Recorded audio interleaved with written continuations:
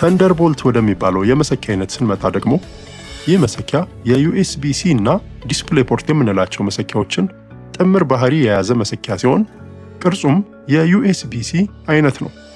ነገር ግን ከመሰኪያው ጎን የቦልት ወይም የመብረቅ ምልክት ይገኛል።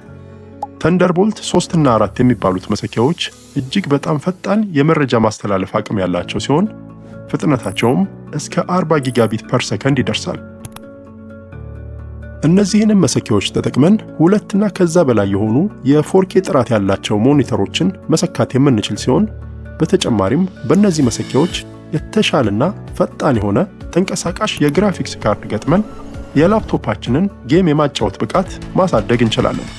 ከላይ ካየናቸውም ከሁለቱ የተንደርቦልት መሰኪያዎች በተጨማሪ ተንደርቦልት 5 የሚባል መሰኪያ ያለ ሲሆን ይህም መሰኪያ በጣም ውድና የቅርብ ጊዜ የሆኑ ኮምፒውተሮች ላይ ብቻ ይገኛል።